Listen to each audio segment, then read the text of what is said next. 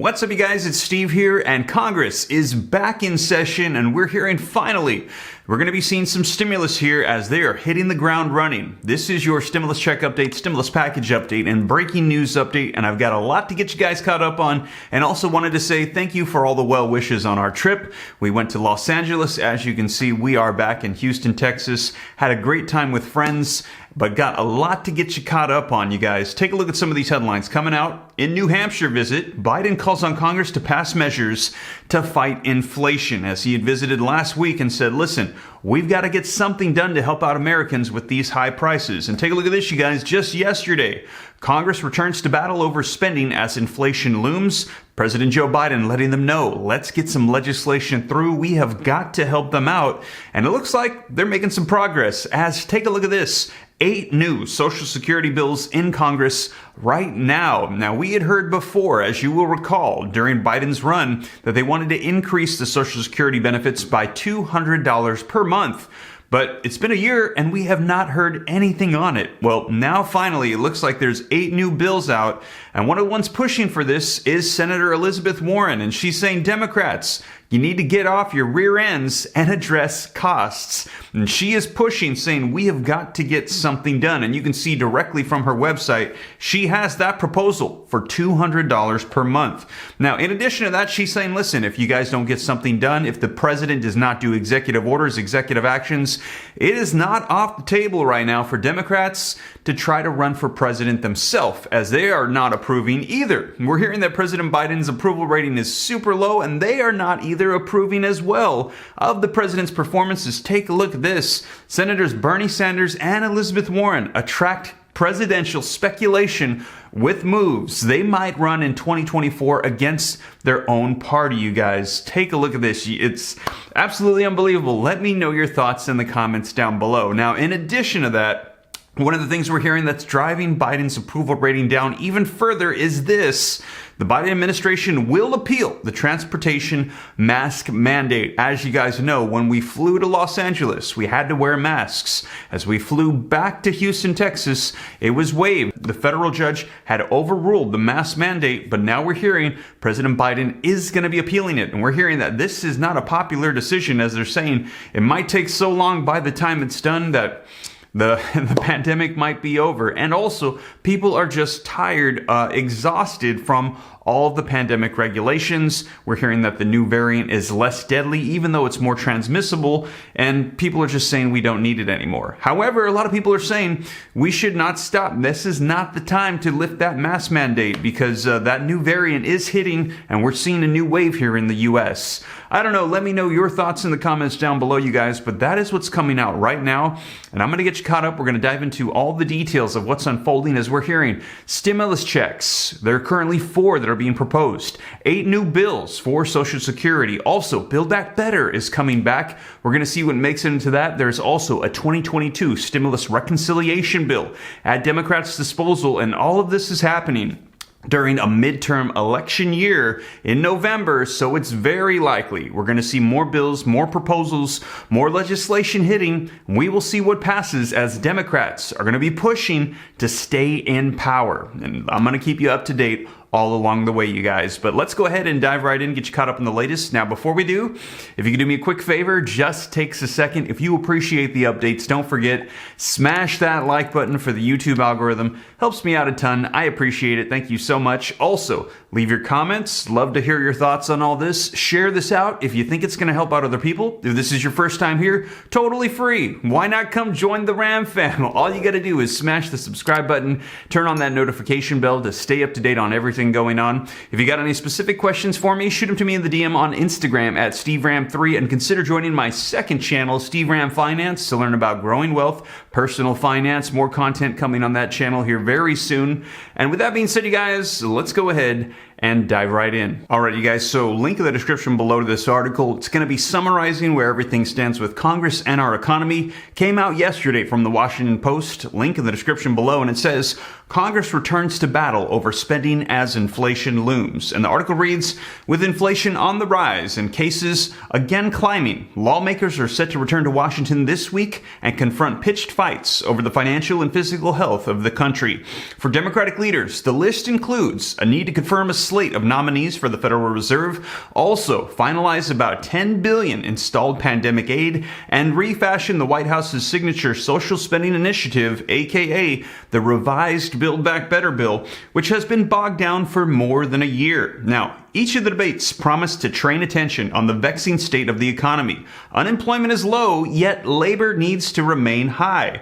Wages have grown while prices are on a steep incline, and national gauges for inflation alone reached the highest levels in 4 decades just last month. A spike that left lawmakers hearing an earful from voters in states and districts during the recess. Now, they're concerned about the rising costs of living and everything that is rising costs of gas all the way to groceries. Much of the economic tumult stems from the pandemic that remains impossible to predict and the evolving aftermath of the Russian invasion on Ukraine. Now, jumping down, they said, "My sense is that this is a make or break moment," said Senator Chris Van Hollen, as he said about the fate of Democrats' spending agenda. "This will be the moment that people have to look at each other eyeball to eyeball and make a determination whether we'll move forward." So right now they're saying this is the make or break moment. This is a pivotal time for Democrats. We're going to be seeing what they're able to come up with, what they're able to pass to help out people and also help themselves stay in power. Now, let me know your thoughts, you guys, but we're hearing that there are 8 new Social Security bills in Congress. Take a look at this. Representative Pramila Jayapal, head of the Progressive Caucus in the House of Representatives. She is pushing right now to try to get through Social Security 2100. A Sacred Trust Act, H.R. 5723, which adopts the Consumer Price Index for the elderly as the basis of the annual cost of living adjustment, or the COLA, saying that as also we see things increase, we see inflation, the cost of living increase, so also should Social Security follow, and applies that payrolls to annual wages above $400,000.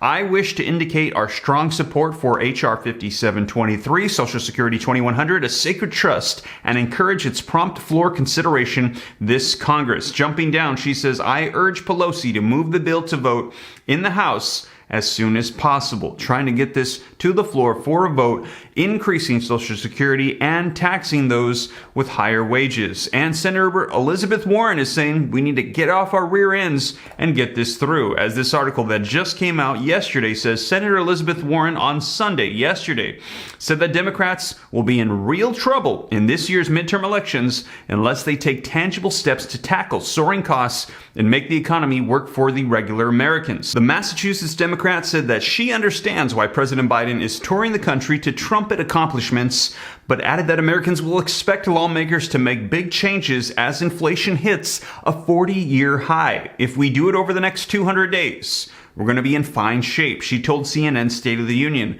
"I think we're going to be in real trouble, though, if we don't get up and deliver," telling Democrats to get off their rear ends. Now, also, here is directly from her website as she proposes increasing by $200 a month, which we had heard from President Joe Biden during his campaign, adopting that, saying that they wanted to increase Social Security by $200 per month.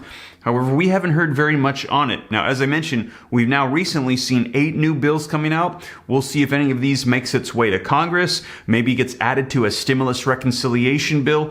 We will see. I will keep you up to date. But we're also hearing that if President Joe Biden does not decide to run, as we're hearing his approval ratings are almost at an all-time low of any president, that there are other Democratic candidates ready to step in, including Elizabeth Warren. Take a look, you guys. 2 of the Senate's high-profile progressives are attracting presidential speculation again. Roughly 2 years after Senator Bernie Sanders and Elizabeth Warren suspended their White House bids to back President Joe Biden as the party's nominees, they are getting attention for what some Democrats say resemble early national campaigns in waiting. Neither senator has announced another bid or even come close to it. They're faithfully backing the president's agenda, worked the halls of Congress, and said that they want to see him thrive. But as Biden's approval rating fails to crack the low 40s, Sanders and Warren's, who are both up for re-election in 2024, are pushing him in new ways, raising questions about their own maneuvers in progress. No one really knows if Biden is going to run or not, said Cooper Tobe, the donor advisor of the progressive candidates. People are trying to stake claims if he does not. So we will see, you guys. Now, we did hear that Biden did tell Obama that he was going to be running again. However, looks like people are not so sure as those approval ratings are plummeting. And one of the things that has also caused it to plummet even further is, take a look at this, the Biden administration will appeal the transportation mask mandate. The Biden administration is appealing a court decision that struck down the transportation mask mandate, but it has not asked for emergency pause on the decision. Nearly all major airlines, transit systems, and ride-sharing services have made masks optional, and that's after the ruling this week from Judge Catherine Kimball Mizell that abruptly struck down the rule from the CDC that required masks on public transit.